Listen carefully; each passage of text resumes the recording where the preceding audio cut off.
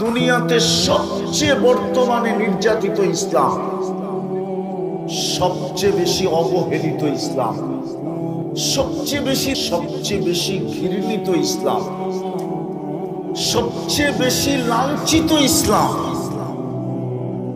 অথচ সংখ্যায় ২৫০ কোটি, ৬০টা মুসলিম দেশ। কেন এই দুরবস্থা? ওই যে বললাম না, আল্লাহর হুকুম মানা হয় না। আল্লাহর হুকুম যদি মানত তাহলে তো কোরআনের কথাই সত্য ছিল, আনতুমুল আ'লাউনা, তোমাদের উপরে কাউকে যেতে দিব না। তাহলে তো কোরআনের কথাই সত্য ছিল। আজকে মুসলিম দুনিয়া যতটুকু নিরাপত্তাহীনতায় ভুগতেছে, দুনিয়ার ক্ষুদ্র থেকে ক্ষুদ্র কোন কাফের দেশে এতটুকু নিরাপত্তাহীনতায় ভোগে না। একটা উদাহরণ দিব,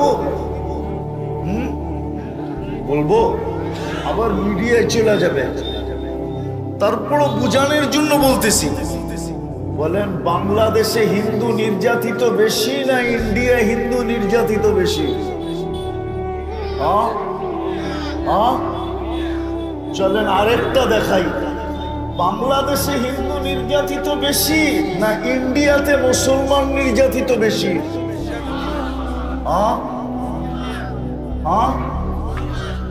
কয় গুণ বেশি? আরে বলেন না, কয় গুণ বেশি? কিন্তু দুনিয়ার কেউ তো আওয়াজ উঠায় না। কে জানি ভুয়া বইলা দিছে যে বাংলাদেশে হিন্দু নির্যাতিত ৫ তারিখের পরে, ওটা লইয়া সারা দুনিয়া কথা উঠায় দিছে। কানে হাত দিয়া পর্যন্ত দেখে নাই যে কান আছে না না আছে। চিলে কান নিয়ে গেছে, শুনছে, চিলের পিছনে দৌড়ানো শুরু করছে, হাত দিয়া দেখে নাই যে আসলে কানটা আছে কি নাই। তাহলে আপনি কতটুকু নির্যাতিত সারা দুনিয়ায়? কেন? কোরআন তো বলে না, নিরাপত্তাহীনতায় আপনি ভুগতেছেন কেন? যদি আল্লাহ আমাদের মুসলিম শাসকদেরকে আল্লাহ বুঝ দেয়, ওদের সুমতি ফিরে আসে, আজ যদি মুসলিম দুনিয়ার ৬০ দেশের মুসলমান দেশের কর্ণধাররা ইউরোপ আর আমেরিকাকে ডাইকা বলে যে আমরা দুটার জবাব চাই, তোমরা ২ কোটি ইহুদিদের প্রেমে মত্ত থাকবে না তোমরা ২৫০ কোটি মুসলমানের প্রেমে পড়বে? ডিসাইড আজকেই করতে হবে। তাইলে আমাদের সম্পর্ক তোমাদের সাথে থাকবে। তোমরা ছোট একটা দেশকে চাও না ৬০টা মুসলিম দেশ চাও? দেখেন কালকে কি হয়, দেখেন কালকে সারা দুনিয়ায় কি হয়। সূর্য নতুন আলো নিয়ে উঠবে, সারা দুনিয়ার চিত্রটা মনে হয় অন্যরকম হবে। কিন্তু সত্য তো এটা, পিলারি গলায় ঘন্টা বাঁধবে কে? ৬০ মুসলিম দেশের তো কর্ণধারদের এই সাহস নাই যে ওরা এক হবে আর এই দুটা কথা বলবে যে ১-২ কোটিকে ভালোবাসবে না ২৫০ কোটিকে ভালোবাসবে। বলো, তাইলে তোমাদের সাথে সম্পর্ক, নাইলে কোনো সম্পর্ক নেই। ৬০ দেশের দিকে তাকাবে না অবৈধ জন্ম নেওয়া একটা দেশের দিকে তাকাবে? কোনটার দিকে তাকাবে? শুধু চিৎকার দিলে হবে না, বোঝেন আমার কথা, বোঝেন। আমরা তো চিৎকার অভ্যস্ত। ওটার দিকে সম্পর্ক করবে। সমাধান ছিল, কিন্তু বললাম না, নবীর আদর্শ যখন ছাড়ে তখন এটাই হয়। উমর রাদিয়াল্লাহু তাআলা আনহুর কথাই সত্য। মানুষ নামের মেশিনটায় তো কোনো সীমাবদ্ধতা নাই। প্রমাণ দিতেছি, একটা দিয়া প্রমাণ দিই। সমস্ত অঙ্গের ডাক্তার আছে না নাই? আচ্ছা, ডাক্তার কতদিন থেকে? এই ডাক্তারি শাস্ত্রটা কতদিন থেকে? 200 বৎসর তো হবে। ডাক্তারি বিদ্যা 200 বৎসর থেকে, তো ঠিক না? সত্য তো। 200 বৎসর ধরে প্রত্যেক অঙ্গ নিয়ে গবেষণা। কয়জন করতেছে? একজন, 100 জন, 1000, কত? লক্ষ লক্ষ ডাক্তার চোখ নিয়ে গবেষণা করতেছে, লক্ষ লক্ষ ডাক্তার দাঁত নিয়ে গবেষণা করতেছে, লক্ষ লক্ষ ডাক্তার হাড্ডি নিয়ে গবেষণা করতেছে, লক্ষ লক্ষ ডাক্তার কিডনি নিয়ে গবেষণা করতেছে, লক্ষ লক্ষ ডাক্তার হার্ট নিয়ে গবেষণা করতেছে, লক্ষ লক্ষ ডাক্তার কিডনি নিয়ে গবেষণা করতেছে, এক একটা অঙ্গ নিয়ে গবেষণা করতেছে। সবগুলাকে যদি এই ময়দানে আনা হয় আর যদি বলা হয় যে একটা মানুষ লম্বা হইলে তো 7 ফিট হবে, এর বেশি তো না, ঠিক না? এখানে 7 ফিটের কেউ নাই। উঠতে গেলে 6.5 ফিট হতে পারে। উনিও রাস্তা দিয়ে হাঁটলে মানুষ বলবে বাস যায়, বাস। 6.5 ফিট 7 ফিটই ধরলাম। অঙ্গ প্রত্যঙ্গ কয়টা? আরে বলেন না, হাতের করে গণা না? গণা না, হাতের করে গণা যাবে না? যাবে না। ওদেরকে যদি জিজ্ঞাসা করি 7.5 ফিট, 7 ফিট একটা মানুষ, অঙ্গগুলো হাতের করে গণা যায়।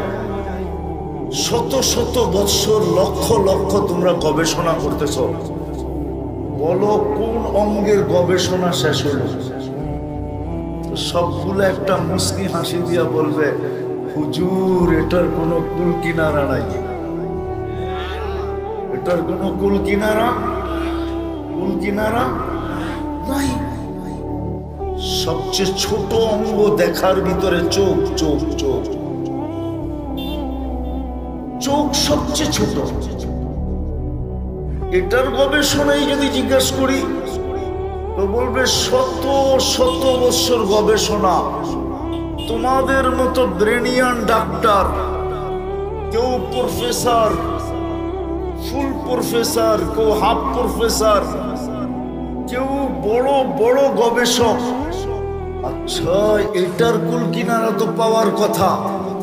বলবে এটা তো আরো অসীম। যেমন আকাশের কোনো সীমারেখা নাই, রব্বে কাবার কসমে চোখেরও কোনো সীমারেখা নাই। যদি পারতাম তাহলে আপনাদেরকে পিছে বিরাট বড়, কি বলে এটাকে, আরে প্রজেক্টর লাগায় দেখায় দিতাম যে এটা কত বড়। 2 চোখে 26 কোটি ক্যামেরা,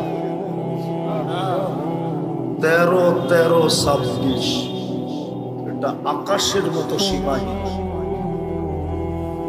এটা এই জন্য বললাম, যেই মেশিন গুলা সীমিত আকৃতিতে, ছোট ছোট পরিধির, এটাই যদি রীতিনীতির বিরুদ্ধে চালানো যায় না,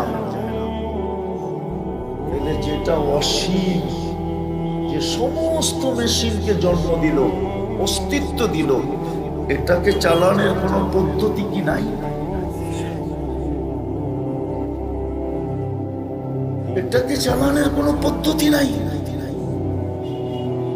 মানুষ যদি সামান্য একটা মোবাইল চালানোর জন্য, এখন আপনি কিনা নিয়ে আসেন একটা অ্যান্ড্রয়েড সেট, দেখেন চালানোর জন্য ওর সাথে কত বড় একটা বই দেয়, কত পৃষ্ঠা বিশিষ্ট। সামান্য 8 আঙ্গুল একটা মোবাইল, 6 আঙ্গুল চওড়া, এটাকে চালানোর জন্য এত বড় একটা বই যদি দিতে পারে আর এতগুলো নিয়ম কানুন যদি থাকতে পারে, তাহলে যেই মানুষটা সমগ্র কিছু অস্তিত্ব দিল, মেশিনারির জগৎ, আর তার প্রত্যেকটা অঙ্গ অসীম, এই মানুষটা চালানোর কি কোনো রীতিনীতি নাই? বুঝাইতে কি পারলাম? আমি সিরাত বুঝানোর জন্য আপনাদেরকে নিয়ে যাইতেছি একটু পিছের থেকে, নাইলে কিন্তু সিরাত বুঝে আসবে না, সিরাত বুঝে আসবে না। দুরবস্থা দিন দিন বাড়তে থাকবে। যেদিন পাও রাখছিলেন ওই দিন থেকে অবস্থা উন্নত হইতেছিল, হইতে হইতে হইতে হইতে হইতে কবির ওই কথাই সত্য হয়েছিল। কোন কবি লিখছিলেন, কাহা সে রওয়ানা হুয়ে মুসলমানো উম্মতে মুহাম্মাদি, তোমাদের যাত্রা কোত্থেকে और कहां जाकर ठहरे, তোমাদের পরিধি বাড়তে বাড়তে বাড়তে কোন পর্যন্ত যে তোমরা পৌঁছিলে, যাত্রা কোত্থেকে? যেদিন থেকে যাত্রা ওই দিন থেকে উন্নতি হইতে হইতে হইতে হইতে এক পর্বে আসছে, এক পর্ব আসছে। মাবিয়া রাদিয়াল্লাহু তাআলা আনহুর জামানা পর্যন্ত একটা পর্ব আসছে, একটা পর্ব আসছে আটলান্টিকের পার পর্যন্ত যায় ইসলাম দাঁড়ায় গেছে। উকবা বিন নাফে রাদিয়াল্লাহু তাআলা আনহু, যার কবর এখনো টিউনিসিয়া রাখা, যেখানে উনি আটলান্টিকে ঘোড়া নামাইছেন, ওইখানে এখনো 2টা মিনার বানানো আছে। আমি 2বার গেছি ওইখানে।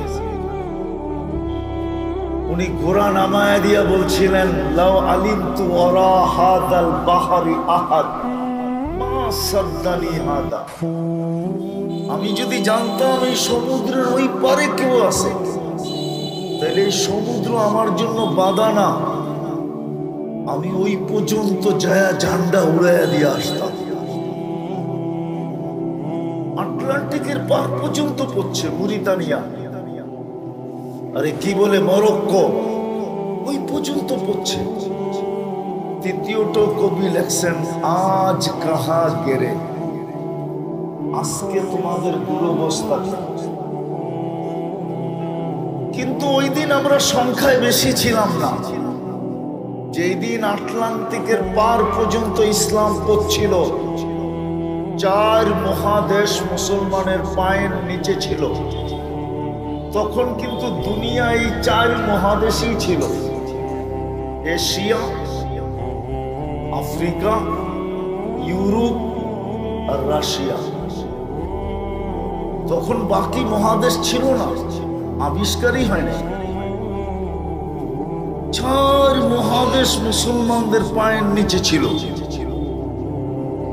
সংখ্যায় আজকে যতটুকু এতটুকু আমরা না, আজকে আমরা 250 কোটি সংখ্যায়। ওই দিন আমাদের সংখ্যা 250 কোটি ছিল না। আজকে যত হাফেজ, এর 100 ভাগ কেন লাখ ভাগের 1 ভাগও ছিল না। আজকে যত আলেম, লক্ষ ভাগের 1 ভাগও তখন এরকম আলেম ছিল না। বেশি দিনের কথা তো না। বাংলাদেশে এই বেলকুচিতে যদি একটা সময় গেছে ম্যাট্রিক পাশ করে কেউ আসতো, তাইলে পুরো বেলকুচির মানুষ তাকে দেখতে আসতো যে ম্যাট্রিক পাস।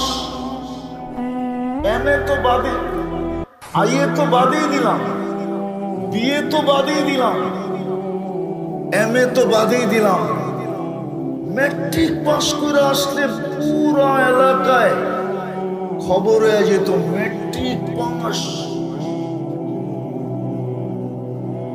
এখন তো ম্যাট্রিকের কোনো ভ্যালুই নেই, ঠিক না?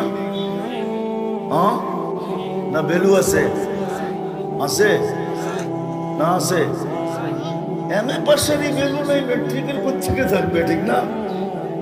বুঝা গেল সংখ্যা এত বাড়ছে। কিন্তু কবির তৃতীয় কথা, আব কাহা গেরে। আজকে তোমাদের এই দুরবস্থা কেন? আমাদের এই দুরবস্থা কেন আজকে? এই দূর অবস্থা আমাদের কেন? বোঝা গেল আমরা ভুলে গেছি প্রথম জিনিস, এই মেশিনটাকেও পরিচালনা করার জন্য কোন রীতি নীতি আছে। প্রথম ভুলে গেছি এটা। যদি বলবেন এটা কি পরিচালিত না, আমি বলবো হ্যাঁ পরিচালিত বটে, কিন্তু আমরা ভুলে গেছি এটা যে বানাইছে ওনার কাছে জিজ্ঞাসা করে আমরা পরিচালনা করতেছিলাম। যার যেমন মনে চাইতেছে তেমনই এটাকে চালাইতেছে। যুবকের যেমন মনে চায় তেমন চালায়, নারীর যেমন মনে চায় তেমন চালায়, পুরুষের যেমন মনে চায় তেমন চালায়, শিক্ষিতর যেমন মনে চায় তেমন চালায়। প্রত্যেক ব্যক্তি এই দেহটাকে নিজের মন মতো চালাইতেছে। ওই মালিকের কাছে জিজ্ঞাসা করে চালাইতেছে না, যিনি এক ফোঁটা পানির থেকে অস্তিত্ব দিছিলেন। এই জন্যই তো ওনাকে চিৎকার দিতে হয়, নাহলে কোনোদিন চিৎকার দিতে হতো না। হাদিসে আছে, মান আরাদা আন্নি নাদাইতুহু মিন তারিক। আল্লাহ বলে তুমি যখন ভুলা যাও তো তোমাকে আমার কাছের থেকে এসে ডাকতে হয়। আর কোরআনও এটাই বলে, কোরআনে চিৎকার আছে, মা বাররাকা বিরাব্বিকাল কারীম। কসম খোদার, এটা যদি লাউড স্পিকার দিয়ে চিৎকার দিত আল্লাহ, তাহলে মনে হয় দুনিয়ার সমস্ত সৃষ্টি চিৎকারে ভরে যেত। আল্লাহর আওয়াজ তো আল্লাহর আওয়াজ, ঠিক আছে? কোরআন তো চিৎকার দিতেছে, মা গাররাকা বিরাব্বিকাল কারীম। রব্বে কারীমের মতো, আল্লাহর মতো এরকম কারীম রব পাওয়া পড়েও তোকে আল্লাহ থেকে বিমুখ করলো কে?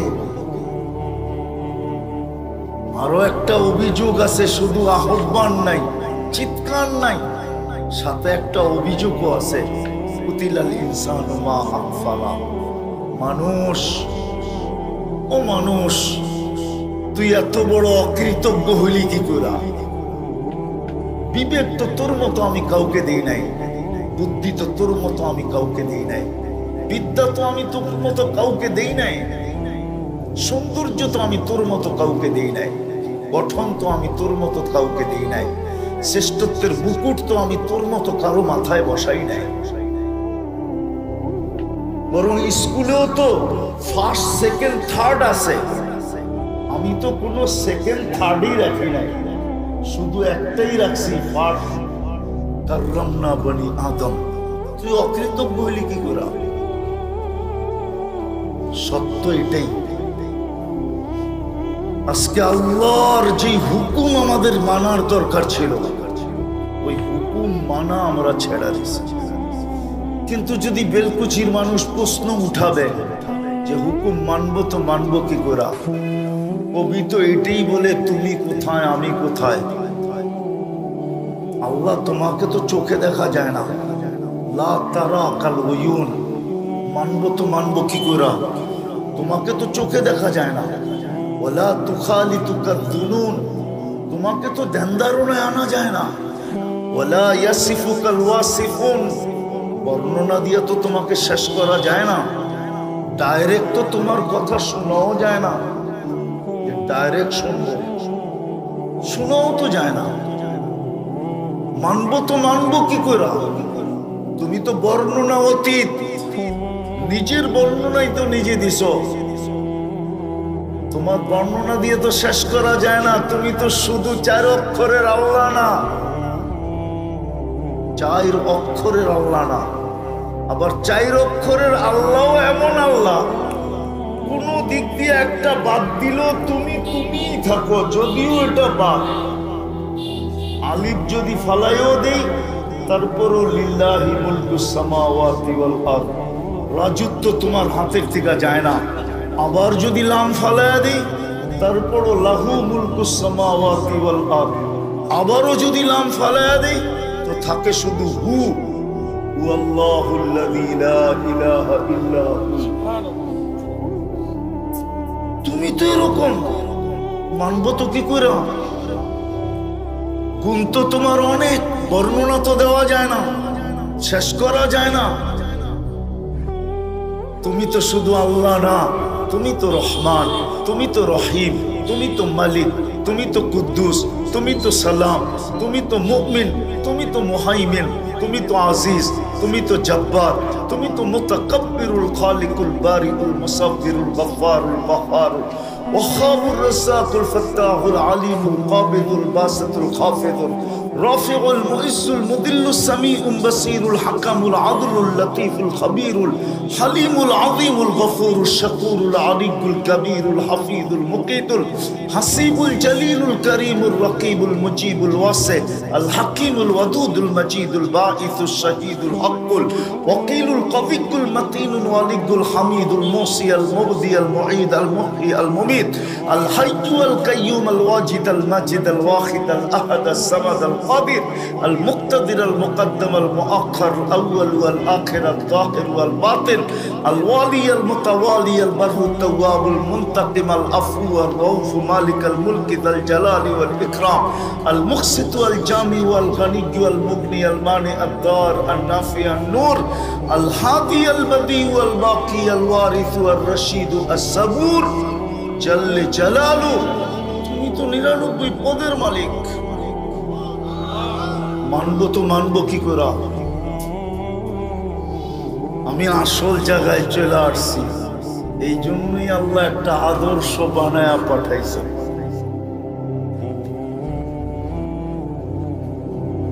সৃষ্টির ভিতরে সবচেয়ে বড় শ্রেষ্ঠত্ব দিয়া আফসোস নির্বাচিত করছিলেন আমাদেরকে, আদর্শ বানায়া পাঠাইছিলেন। আর ওই আদর্শকে অনুসরণ অনুকরণ করার জন্য যাতে আল্লাহকে মানা হয়। আর যেই কয়দিন এইখানে থাকি কোরআনের ওই কথা সত্য হইতে থাকে, আনতুমুল আলাউনা, তোমাদের উপরে আমি কাউকে উঠতে দিব না। ওই আয়াত যেন সত্য হয়, যতদিন থাকে মাথা যেন উঁচা থাকে। আজকে বড় আফসোসে বলতেছি, আফসোসে বলতেছি এই জন্যই আমাদের যে সমস্ত শিক্ষিত লোকগুলা নেট ঘাটাঘাটি করে, এমনকি যুবকরা পর্যন্ত, যুবতীরা পর্যন্ত, শিক্ষিত নারীরা পর্যন্ত, আমাদের সমাজের 90% মানুষ যারা বর্তমান জগৎ সম্বন্ধে কিছু নলেজ রাখে, এরা এই কথা ভাবে। আর কখনো কখনো একা একা মনে হয় আফসোস করে যে আমি মুসলমানের ঘরে আসলাম তো আসলাম কেন? রাগ হয়ে যাবেন বলবো এই মজমায় কে আছে যে অমুসলিমকে দেখা কোন দোয়া পড়তে হয় এটা জানে? একজন আমাকে হাত উঠায় বলো যে অমুসলিমকে দেখলে কোন দোয়া পড়তে হয়। প্রশংসামূলক যে আল্লাহর ইহসান আমাকে উন্মত বানায়, মুসলমান জন্ম দিছেন। বলো কি মজমায় কে আছে যে অমুসলিমকে দেখলে কি দোয়া পড়তে হয়? আবু হুরায়রা রাদিয়াল্লাহু তাআলা আনহুর দোয়া আছে, ওমর রাদিয়াল্লাহু তাআলা আনহুর থেকে দোয়া মনকুল আছে। আমি দোয়া বলবো না, এটা উলামাদের প্রোগ্রাম, তোলাবাদের প্রোগ্রাম। দোয়া তো এরা শিখাছে, কিন্তু আমি রাইখা গেলাম। বুঝা গেল দোয়া শিখি নাই মানে ইসলাম যদি পছন্দনীয় হতো, আমার মনে হয় এই রোজার ঈদের রাত্রে যত টাকা শুধু চুল কাটার পিছনে বেলকুচিতে খরচ হয়েছে এই যুবকদের, মনে হয় সবগুলা জমা করলে অনেক গরিব মানুষের ঈদ হয়ে যেত। 400 টাকার নিচে তো কেউ চুল কাটে নাই।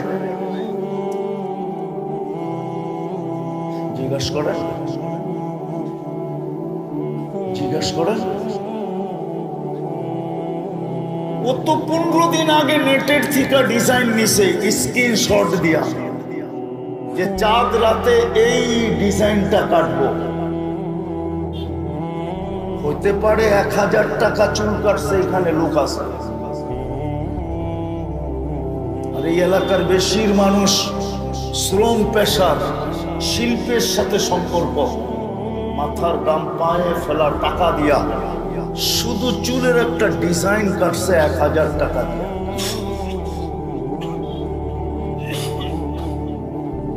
ইচ্ছা করলে চুল কাটার পরে যে টাকা বাঁচত ওটা দিয়া চিনি আর শ্যামাই হইয়া আরো কিছু হয়ে যেত। যদি ইসলাম প্রিয় হইতো, যেগুলো আমাদের কাছে ইসলাম প্রিয় না, কারণ আমরা জানি দুনিয়াতে সবচেয়ে বর্তমানে নির্যাতিত ইসলাম, সবচেয়ে বেশি অবহেলিত ইসলাম, সবচেয়ে বেশি ঘৃণিত ইসলাম, সবচেয়ে বেশি লাঞ্ছিত ইসলাম, অথচ সংখ্যায় 250 কোটি, 60টা মুসলিম দেশ। কেন এই দুরবস্থা? ওই যে বললাম না, আল্লাহর হুকুম মানা হয়। আল্লাহর হুকুম যদি মানত তাহলে তো কোরআনের কথাই সত্য ছিল, আনতুমুল আ'লাউনা, তোমাদের উপরে কাউকে যেতে দিব না। তাহলে তো কোরআনের কথাই সত্য ছিল। আজকে মুসলিম দুনিয়া যতটুকু নিরাপত্তাহীনতায় ভুগতেছে, দুনিয়ার ক্ষুদ্র থেকে ক্ষুদ্র কোন কাফের দেশে এতটুকু নিরাপত্তাহীনতায় ভোগে না। একটা উদাহরণ দিব, বলবো আবার মিডিয়ায় চলে যাবে, তারপরও বুঝানোর জন্য বলতেছি। বলেন, বাংলাদেশে হিন্দু নির্যাতিত বেশি না ইন্ডিয়া হিন্দু নির্যাতিত বেশি?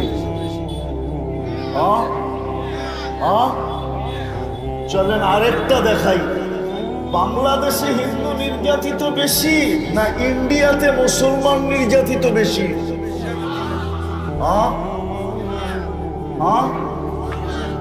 কয় গুণ বেশি? আরে বলেন না, কয় গুণ বেশি? কিন্তু দুনিয়ার কেউ তো আওয়াজ উঠায় না। কে জানি ভুয়া বইলা দিছে যে বাংলাদেশে হিন্দু নির্যাতিত 5 তারিখের পরে, ওটা লইয়া সারা দুনিয়া কথা উঠায় দিছে। কানে হাত দিয়া পর্যন্ত দেখে নাই যে কান আছে না না আছে। চিলে কান নিয়ে গেছে, শুনছে, চিলের পিছনে দৌড়ানি শুরু করছে, হাত দিয়া দেখে নাই যে আসলে কানটা আছে কি নাই। তাহলে আপনি কতটুকু নির্যাতিত সারা দুনিয়ায়? কেন? কোরআন তো বলে না নিরাপত্তাহীনতায় আপনি ভুগতেছেন কেন? কোরআন তো বলে না নিরাপত্তাহীনতায় মুসলমান উম্মতে মুহাম্মদী ভুগবে। কোরআন তো বলে উলাইকা লাহুমুল আমান, কাউকে নিরাপদ রাখি আর না রাখি, ও উম্মতে মুহাম্মদী আমি তোকে নিরাপদ রাখবো। নিরাপদ আমি কোরআনের শব্দ দিতেছি। কোরআন তো বলে কাউকে আমি পাখির মতো পালি আর না পালি, উম্মতে মুহাম্মাদি রিজকুন কারীম, তোকে আমি পাখির মতো সম্মানের রিজিক দিয়া পালবো। কোরআন তো বলে কাউকে আমি পছন্দের জীবন দেই আর না দেই। কোরআন তো বলে হায়াতান তাইয়্যিবা, উম্মতে মুহাম্মাদি তোকে আমি পছন্দের জীবন দেব। তুই দিনে বৃষ্টি পছন্দ করবি না, আমি দিনে তোকে বৃষ্টির একটা ফোঁটাও দেখাবো না। কিন্তু তুই ভাববি রাত্রে তো বিদ্যুৎ থাকে না, আমি ঘুমাবো তো ঘুমাবো কি করে? আল্লাহ বলে আমি রাত্রে বৃষ্টি দিব যাতে তোর ঘুম ঠান্ডায় ঠান্ডায় হয়, আর সারাদিন বৃষ্টি বন্ধ রাখবো যাতে তুই কাজ মন খুলা করতে পারিস। আমি হাদিস বলতেছি, হাদিসের তর্জমা বানায় বলতেছি না, পড়া দেখেন। এমন পর্যন্ত বলছে দিনের বেলা তোদেরকে না বিদ্যুতের আকাশের বিজলির চমক দেখাবো, না মেঘের গর্জন শোনাবো। দিনের বেলা গর্জন শোনাবো না, আর বিদ্যুতের চমকানি দেখাবো না, একটা ঘুমের ভিতরে হবে। এরকম মন্নত দিব, তোরা যা চাবি তা দিব। আজকে এই দুরবস্থা কেন? হায় রসুল তো 23 বছর এই জন্যই কাঁদতেন, এই জন্যই তো কান্না ছিল, এই জন্যই তো কান্না ছিল। প্রথম ওহি, দ্বিতীয় ওহি আসতে দেরি, চোখ দিয়া পানি পড়তে দেরি হয় নাই। আমি